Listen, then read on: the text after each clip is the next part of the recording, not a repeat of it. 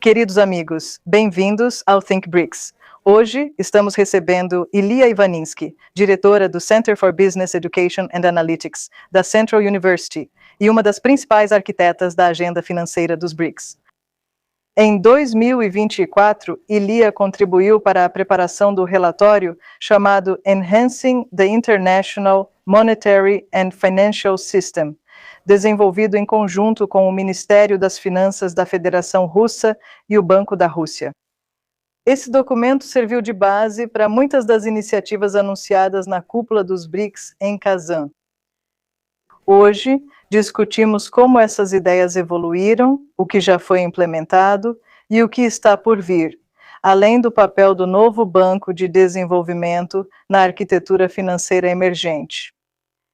Ilia, seja bem-vindo ao Think BRICS. Muito obrigado, senhor. Muito obrigado por me receberem. Olá a todos.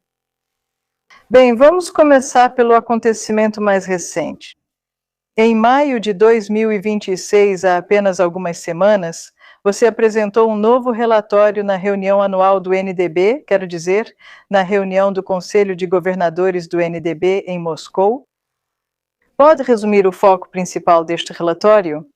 Qual foi a principal mensagem que você quis transmitir aos participantes? De forma resumida, certo? Um relatório de 50 páginas em 2 segundos, né? 5 minutos. 5 minutos no máximo, certo? É assim que faz? Primeiramente, agradeço novamente por me receberem e pela pergunta. O foco principal do relatório deste ano foi o financiamento de infraestrutura para tecnologias Deep Tech, certo? Historicamente, um novo banco de desenvolvimento, como os demais bancos multilaterais, sempre focou em projetos de infraestrutura, certo? No entanto, na economia atual, o papel da alta tecnologia e, em particular, das tecnologias Deep Tech, como IA, computação quântica, biotecnologia, etc., está crescendo cada vez mais rápido, certo? E se você observar o caminho histórico do desenvolvimento das economias de modo geral, podemos ver que aquelas economias que fizeram a transição de países em desenvolvimento para economias desenvolvidas. Todas conseguiram isso por causa do crescimento tecnológico, não apenas pelo simples aumento do produto econômico, certo? Portanto, nós colocamos o investimento em novas tecnologias como o foco principal desse relatório. E lá, nós basicamente pesquisamos e analisamos a situação atual em todos os 15 países que são acionistas do novo Banco de Desenvolvimento. Então, esses são os países do BRICS e alguns outros que se juntaram ao novo Banco de Desenvolvimento. E nós analisamos qual é o status atual de certas tecnologias que compõem o conjunto de Deep Tech. São 10 tecnologias ao todo. Então, nós analisamos todos os 15 Estados-membros e avaliamos as principais lacunas e o foco principal de cada país. E também estimamos qual é o potencial de expansão do investimento em tecnologias Deep Tech, que representa mais de 400 bilhões de dólares por ano quando olhamos para o grupo como um todo. Então, esse é um potencial significativo de expansão de mercado para investimentos, certo? E esses investimentos são tanto na fase de P&D quanto na fase de capital de risco, certo? E o efeito cumulativo que pode ser alcançado se os países aproveitarem esse potencial de investimento ampliado é de mais de 2,7 trilhões de dólares por ano, certo? Isso equivale a cerca de 8% do PIB do grupo. É um número significativo, não acha? E o ponto principal aqui é que para alcançar esse nível de impacto é importante que todos os países trabalhem juntos. Nós fizemos 2 cenários nas nossas estimativas. Um era todo mundo agindo sozinho, certo? E o outro era todo mundo colaborando, certo? E a magnitude da diferença é mais de 4 vezes maior em termos de impacto. Certo. E para isso propomos várias iniciativas que podem ser implementadas para facilitar o investimento em tecnologias Deep Tech, tanto em nível nacional quanto internacional. No âmbito internacional, isso inclui ferramentas colaborativas como um Schengen científico, permitindo a circulação de pesquisadores entre países, certo? Sugerimos também um fundo de fundos para investir e direcionar investimentos em Deep Tech, entre outros. Esse foi o foco principal do relatório. E quanto à iniciativa regulatória, não sei o que você acha. Porque cada país funciona, como você disse, como se fosse dono, não sei. E não existe um órgão regulador comum entre esses países. Como implementar todas essas ideias sem Regulação é um tema muito importante, especialmente quando falamos de grandes grupos de países como os membros do BRICS ou do NDB. No entanto, eu diria que, embora a sincronização e a harmonização das regulações seja importante e um diálogo constante com os órgãos reguladores seja fundamental para alcançar resultados, nós não propusemos nenhuma iniciativa especificamente focada na regulação dessas tecnologias Deep Tech, porque eu acho que é realmente muito importante, na verdade, quando falamos do BRICS como uma comunidade de países e dentro do contexto deste relatório ou do nosso trabalho anterior que fizemos há 2 anos ou há 1 ano, certo? É muito importante que o princípio fundamental das iniciativas que sugerimos seja que cada país mantenha seu próprio direito de se autorregular, certo? Mas a coordenação deve ser a mesma. E a coordenação deve ser bastante frequente, digamos assim, e intensa, certo? Para que se alcancem os resultados. Obrigada. Vamos voltar um pouco e falar sobre 2024. Em 2024, em um relatório preparado para a cúpula de Kazan, você e seus colegas destacaram 4 áreas prioritárias para a reforma: pagamentos transfronteiriços, plataformas de investimento, ativos de reserva e estabilidade financeira. 1 ano e meio se passou. Na sua avaliação, qual dessas iniciativas avançou mais? E, ao contrário, onde surgiram desafios inesperados? Para responder a essa pergunta, é preciso falar com os governadores dos bancos centrais e ministros da Fazenda do bloco, certo? Porque nem todas as informações são, obviamente, públicas e nem todo o conhecimento é compartilhado abertamente. Então, você pode perguntar aos nossos colegas do Ministério e do Banco Central. No entanto, eu diria que vemos progresso em várias direções, certo? E eu quero destacar algumas coisas que eu acho que foram implementadas com sucesso. Certo? Por exemplo, muitos países implementam moedas digitais de bancos centrais por conta própria, certo? Esses projetos são implementados e são de longo prazo. E aqui eu posso citar, claro, a China, o Yuan digital, que é o mais avançado. O rublo digital, claro, está sendo implementado e lançado publicamente este ano. E o Dirham digital também está sendo desenvolvido e muitos outros países estão seguindo nessa direção. Certo? Esse é o primeiro ponto. O segundo, claro, é que há muito trabalho sendo feito na compensação e na infraestrutura de mercado em que se está trabalhando agora. Nós vamos ver resultados, espero, daqui a algum tempo, mas infelizmente, precisamos ter paciência aqui, certo? Porque se você quer ver grandes resultados, certo? Os grandes resultados levam tempo porque exigem muita coordenação.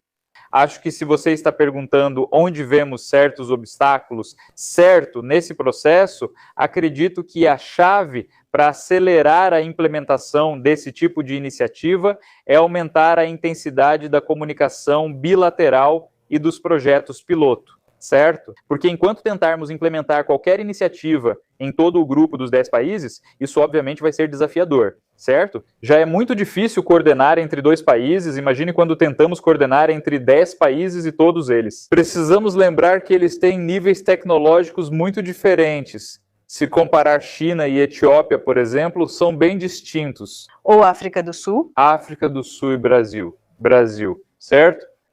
Lá você pode discutir qual país é mais avançado, porque, obviamente, existem tecnologias diferentes, iniciativas diferentes, e o nível de avanço é diferente em cada país. Mas, no geral, os países são muito diferentes, certo? E sempre que você tenta implementar uma iniciativa em todos eles, isso é desafiador. E, obviamente, o relacionamento bilateral entre certos países está longe de ser ideal, vamos colocar dessa forma. Isso também pode inibir a velocidade do progresso. Portanto, acredito que a chave para uma implementação bem-sucedida e rápida é, claro, o relacionamento bilateral. 2 países podem organizar um sistema de pagamentos ou infraestrutura de compensação e outros países podem aderir, implementando as mudanças necessárias quando preciso. E eu gostaria de destacar que, no relatório original de 2024, as iniciativas que propusemos, todas elas são baseadas no princípio de, digamos, ausência de um ponto central de falha, certo? Então, todas precisam ser o mais descentralizadas possível, certo? Porque o principal desafio da infraestrutura financeira global existente são os vários pontos únicos de falha, certo? Hoje em dia, alguns países, vamos evitar citar nomes, certo? Eles podem unilateralmente desligar outros países do sistema e isso não é nada sustentável, certo? Com certeza. Se alguém pensa que isso só vale para países como a Rússia, está muito enganado, certo? Recentemente, se você leu o Financial Times, eles publicaram um artigo muito longo e interessante sobre o que fazer se os Estados Unidos aplicarem sanções contra você como indivíduo. E era uma instrução para um europeu. Porque, aparentemente, algumas pessoas europeias também foram sancionadas e o cartão Visa para de funcionar, o Mastercard para de funcionar, então você tem que depender de um cartão local francês, por exemplo, e assim por diante, certo? E isso, claro, não é uma situação sustentável a longo prazo. Nós precisamos criar uma alternativa. Exatamente. Então deve haver uma infraestrutura alternativa e o principal pressuposto dessa infraestrutura é, claro, a descentralização e a ausência de uma autoridade central. Se 2 ou 3 países aceitarem lançar um projeto piloto, os demais podem participar, certo? Afinal, a infraestrutura deve ser descentralizada. Certo, e esse é o ponto-chave para acelerar a implementação das iniciativas. O Banco Central da Índia afirmou que os BRICS podem criar um sistema de CBDC para todo o grupo. Isso é uma ótima iniciativa, certo? E é importante destacar que não significa que todos os países vão adotar uma única CBDC, como um euro para os BRICS. Não tem como isso acontecer, certo? Existem pessoas que são grandes defensoras de uma moeda única para a comunidade dos BRICS. Infelizmente não sou um deles, não acho isso viável. Mas, sem dúvida, pontes entre países e tecnologias de moeda digital de Banco Central, CBDC, são essenciais, certo? Devemos garantir que o rublo digital seja facilmente convertido em yuan digital, em dirham digital ou qualquer outra moeda digital futura. Essa é a chave, certo? E eu concordo com essas iniciativas por parte da Índia. E espero que isso seja implementado. Então está a caminho. Vamos torcer. Vamos torcer para que isso aconteça, porque, como você sabe, quando se trata de relações internacionais, leva muito tempo, certo? Não é fácil. Exige muitas conversas. É necessário esforço para avançar. Espero que ocorram mais cúpulas como a de Kazan ou o Conselho de Governadores do novo Banco de Desenvolvimento em Moscou. Porque esses eventos e essas conferências criam uma plataforma para as pessoas cooperarem e colaborarem. Para conversar, pelo menos conversar pessoalmente para discutir, exatamente. O Conselho Russo de Especialistas do BRICS recentemente emitiu um relatório criticando o BRICS-4 e o NDB porque eles são muito lentos na tomada de decisões e na implementação de suas ideias. Por exemplo, eles mencionam o BRICS Clear. Você citou o BRICS Clear. O que ocorreu? Não está funcionando. Olha, você já pode usar isso? Não, né? E obviamente existe uma demanda para isso. E o que é interessante, tem até alguns efeitos numéricos que a gente coloca nessas iniciativas, né? E todos esses impactos são medidos em bilhões de dólares por ano, né? Então, esse é um impacto significativo que pode ser gerado pelo BRICS Clear. Ou até um impacto ainda maior que pode ser gerado pela coordenação das CBDCs dentro do bloco dos BRICS, né? Lá, estimamos que o BRICS Bridge, ou a iniciativa BCBTI, como é chamada agora, pode gerar até 30 bilhões de dólares de impacto por ano, uma quantia significativa de dinheiro. Então, de fato, essas iniciativas gostaríamos de vê-las avançando mais rápido, mas só o fato de estarem avançando já é um bom sinal, né? E claro, é fácil criticar, né? Criticar é fácil, né? E há muitas pessoas que criticam o bloco. Mas eu acho importante que a gente não apenas critique, mas que ajude o máximo possível para avançar essas iniciativas. E quando eu digo a gente, quero dizer todo mundo, certo? Nós, como comunidade de especialistas, né, só podemos ajudar fornecendo dados, fornecendo análises, e eu espero que as pessoas que estão no comando aceitem isso e levem essas iniciativas adiante. Caros amigos, devemos ser pacientes. Como sempre é. Vamos dar um passo para trás e ir para Brasília. Eu gostaria muito de falar sobre Brasília. Você falou no seminário de especialistas organizado pelo Ministério da Fazenda do Brasil. E se eu me lembro corretamente, você discutiu o potencial dos ativos financeiros digitais e da plataforma multilateral de investimentos. Como esses conceitos se alinham com o que você apresentou em Moscou? É a mesma lógica estratégica ou é uma direção diferente? É exatamente a mesma direção, certo? É a mesma direção. Esse é, por assim dizer, o conceito de uma nova plataforma de investimentos para a implementação na comunidade dos BRICS. Também é baseada nos princípios de descentralização e no princípio de ter iniciativas em nível local e internacional, na criação de ferramentas para colaboração entre países e setores público e privado. Isso é essencial. Porque sempre que falamos sobre infraestrutura ou investimento em alta tecnologia, existem várias etapas, certo? E quanto mais inicial a etapa, maior o risco, certo? Quanto menos o setor privado investe devido ao alto risco, mais precisamos de iniciativas para reduzir esses riscos. Certo, então quando falamos sobre uma nova plataforma de investimentos, propusemos uma solução muito concreta para mobilizar capital privado com algum aporte público, para reduzir o risco de alguns investimentos nas fases iniciais, mas depois deixar que o capital privado assuma o restante do investimento.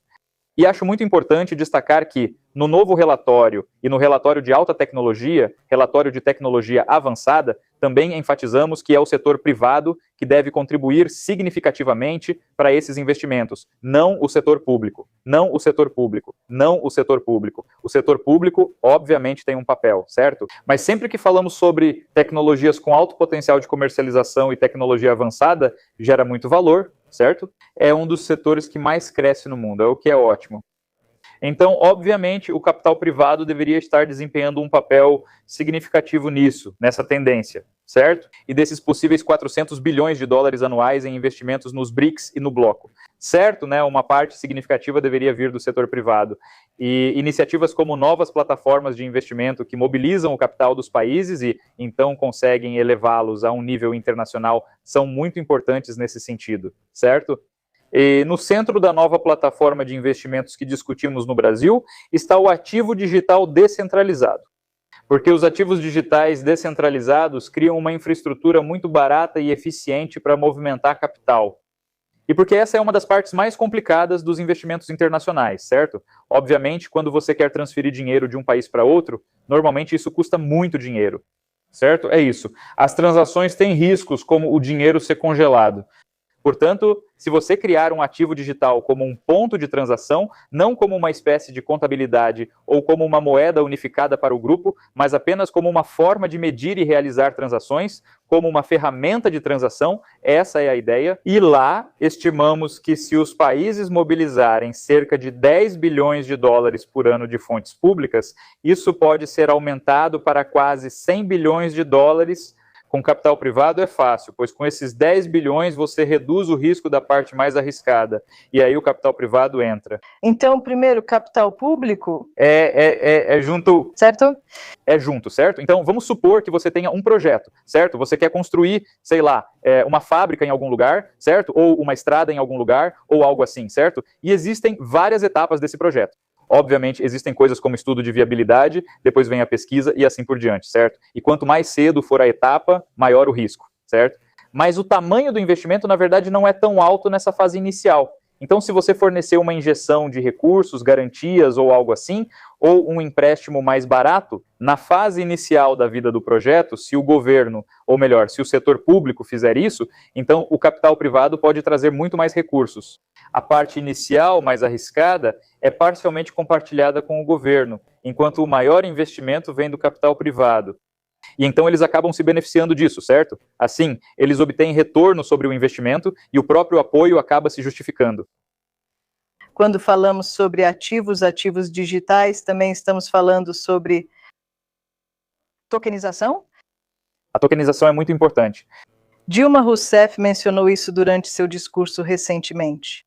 E com toda a razão, não é? Quando estávamos falando sobre nossa nova plataforma de investimentos e as iniciativas do BRICS Clear e iniciativas semelhantes, obviamente queremos dizer que esse tipo de ferramenta deve ser implementado usando valores mobiliários tokenizados. Porque no século XXI não faz sentido recriar instituições obsoletas como as câmaras de compensação ou centrais depositárias, como, por exemplo, a Euroclear ou a Clearstream. Isso, novamente, pode funcionar como um ponto único de falha. E se um participante do sistema desaparecer, certo, todo o sistema entra em colapso. Não faz sentido repetir esse problema, certo? Portanto, a contabilidade descentralizada e as redes descentralizadas, elas deveriam ser elas funcionam melhor. E claro, a tokenização, tanto de valores mobiliários quanto de ativos do mundo real, é uma ótima ferramenta para reduzir custos e acelerar as transações. E eu posso te dar um exemplo do mercado local russo, certo? Agora, os ativos digitais são muito populares na Rússia, certo? Eles estão crescendo muito rapidamente. E eu acho que eles chegaram a quase, tenho até receio de dizer, acho que chegaram a 1 trilhão de rublos em volume captado. A porcentagem? Ainda é uma porcentagem pequena, certo? E a maioria está nos mercados de dívida, correto? Então, ao invés de emitir um título, uma empresa, desculpe, não países, empresas, elas emitem um token, basicamente, certo? Na Rússia, isso é chamado de ativos financeiros digitais, ou CFA em russo, tokens. Então, e eles atingem valores significativos, certo? E ainda assim isso aconteceu, mesmo havendo certos desafios regulatórios que precisam ser superados. E eu espero que eles sejam superados já nos próximos meses, certo? Então isso está crescendo rapidamente. E a vantagem, claro, de lançar um título de forma digital é a velocidade e o custo, certo? E se você quiser emitir um título, e quem já emitiu um título sabe disso, certo? Às vezes leva vários meses desde a ideia até o título realmente ser negociado na Bolsa de Valores. Aqui você pode fazer isso em 1 semana, certo? É rápido e pronto. Seu título é emitido, qualquer um pode comprar e você recebe o capital. Isso é importante para obter dinheiro a curto prazo. E é significativamente mais barato fazer isso em uma infraestrutura digital do que em uma infraestrutura tradicional, porque você não precisa pagar tantos intermediários e não precisa depender de tanta infraestrutura obsoleta. E eu espero que com essa tokenização isso vá dos títulos para as ações e para outros tipos de valores mobiliários. Isso vai se tornar cada vez mais popular, tanto na Rússia quanto em toda a comunidade. E claro, então, a tokenização pode acelerar muito o desenvolvimento de iniciativas como o BRICS Clear, certo? Porque se for um sistema descentralizado, certo? Se for um blockchain que fica distribuído entre bancos centrais ou simplesmente bancos ou quem quer que seja, certo? Assim, qualquer pessoa acessa todas as informações e dados, sabendo quem possui o quê, permitindo transações em tempo real. Em tempo real. Mas a tokenização, isso não traz algumas ameaças? Algumas Tipo o quê? Por exemplo, Larry Fink disse que a tokenização vai fracionar não só ativos e commodities existentes, mas também o mundo natural, reduzindo a maioria dos seres vivos a produtos financeiros de Wall Street para serem negociados em um único livro-razão universal. Como assim, Larry Fink? Você quer dizer o da BlackRock? É, isso mesmo. Eu gosto do jeito que ele pensa sobre esse assunto. Acho que ele deu uma entrevista recentemente. Foi Larry Fink ou o CEO da Robinhood? Não lembro qual, pois eram dois e ocorreram quase juntas. E eu acho que, pelo menos em uma delas, havia uma ideia central de que a melhor coisa que pode acontecer com a tokenização é que ninguém perceba. Hoje você negocia valores mobiliários, como títulos, ações ou opções. Amanhã, talvez negocie tokens sem notar. Assim como traders, bancos de investimento e corretores, eles se beneficiam ao economizar bastante nos custos de negociação. Um deles disse que teve essa ideia. E a ideia a qual ele está se referindo na citação que você está dando é que você não precisa se limitar apenas a ações, títulos e instrumentos financeiros, certo? Se você quiser vender. Quem sabe um dia você possa tokenizar o ar, eu sei. Água. Não acho que você vá tokenizar o ar ou a água, mesmo que talvez possa, certo? Mas se você quiser, por exemplo, vender esta cadeira e não quiser mover a cadeira física de um apartamento para outro, você só quer vender os direitos sobre esta cadeira, você tokeniza a cadeira e vende um token que representa esta cadeira. E sempre que você precisar, certo? Você simplesmente troca o token pela cadeira física de verdade, certo? Basicamente, essa é a ideia. E funciona muito bem se você quiser fazer, por exemplo, crowdfunding, certo? Você quer financiar um filme e o tokeniza vendendo tokens que representam direitos digitais de parte dele. Isso já foi feito com obras de arte. Por exemplo, na Rússia, no Hermitage, você sabe, eles tokenizaram certas pinturas, certo? E venderam tokens que representavam frações das pinturas. Acho que isso é mais uma evidência anedótica. Alguns anos atrás, no mundo cripto, era muito popular vender tokens. Eram NFTs, algo um pouco diferente, certo? NFT é uma forma digital de arte. Você cria isso diretamente na blockchain e esse é um dos exemplos de bolhas mais, eu acho, menos estudados por algum motivo na literatura financeira, certo? porque as pessoas compraram esses NFTs por uma quantia absurda de dinheiro e depois perderam uma quantia absurda de dinheiro, certo? E como pesquisador, eu adoraria analisar os dados dos NFTs e ver como a bolha evoluiu e como ela colapsou. Mas isso é uma coisa totalmente diferente. Isso é algo totalmente diferente, certo? Quando você fala sobre a tokenização de ativos do mundo real, não é possível criar esse tipo de bolha, porque você só precifica de acordo com o colateral real que você tem por trás disso, tokenizado, ativo tokenizado.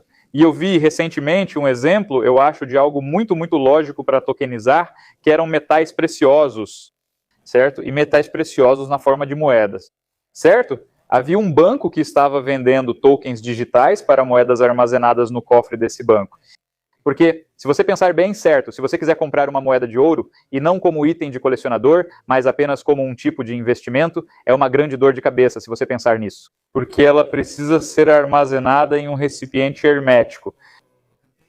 Se quiser vender para outra pessoa, precisa levar ao banco para certificarem se a moeda ainda é válida, eles têm que esperar. E dizer, ok, isso não está perdido de qualquer forma, etc. Agora, se estiver guardado no cofre de um banco, desde que você confie no banco, certo que esse banco não vai falir. É muito mais fácil comprar um token para aquela moeda de ouro específica e depois vender um token para aquela moeda de ouro específica, em pouco tempo. Se o preço do ouro ou dessa moeda específica subir, essa é uma forma lógica de implementar isso.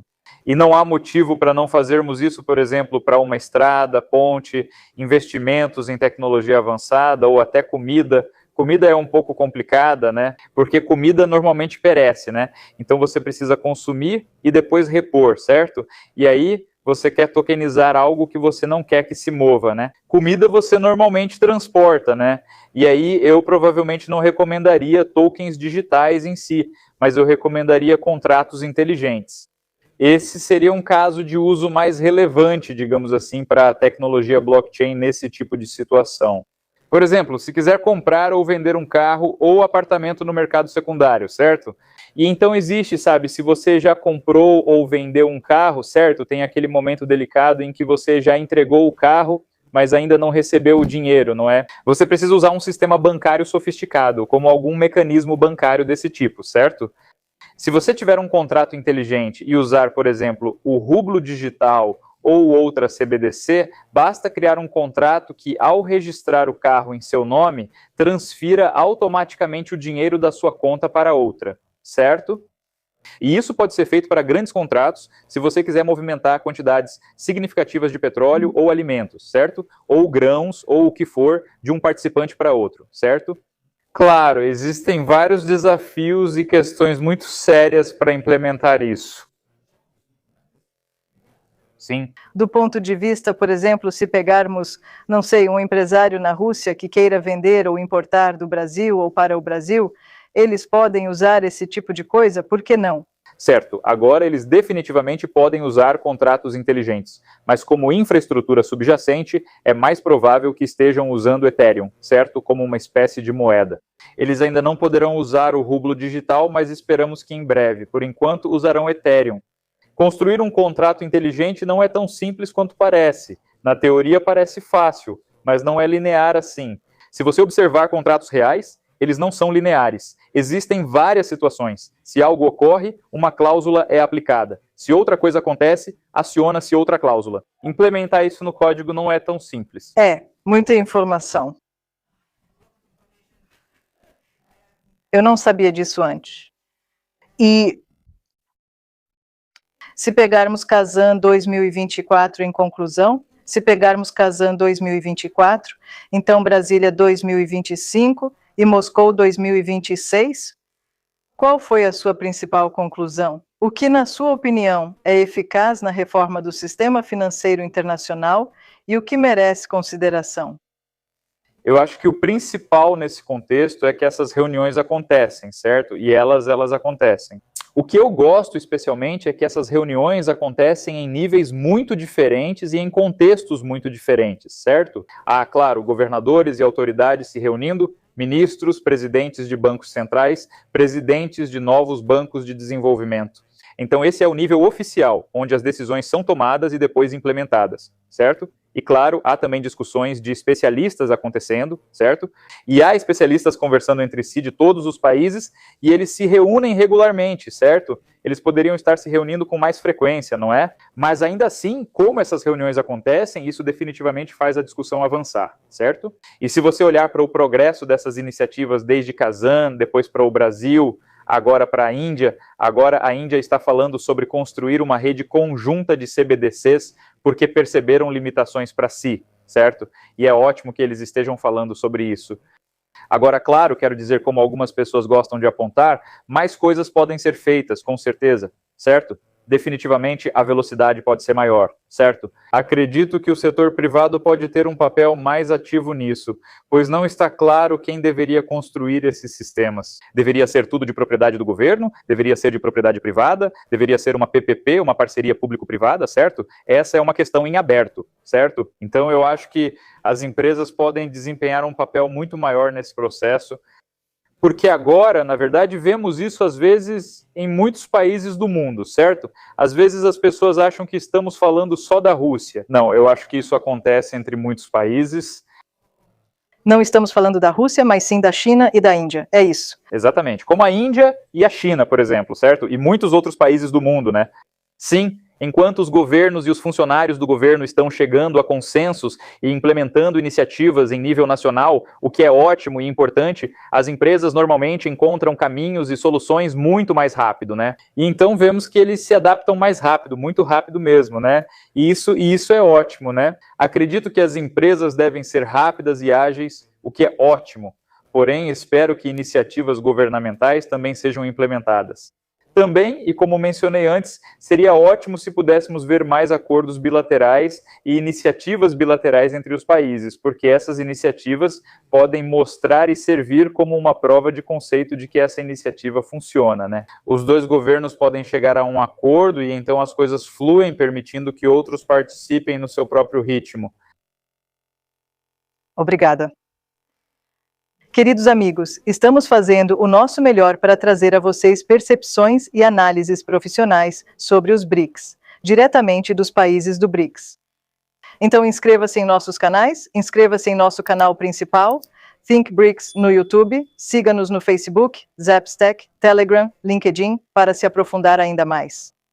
Ilha, muito obrigada pelo seu tempo. Foi uma discussão muito informativa para mim, e acredito que o mesmo vale para os nossos espectadores. Muito obrigado por me receberem. Espero vê-lo novamente e espero vê-lo várias vezes em nosso canal. Muito obrigado. Obrigada.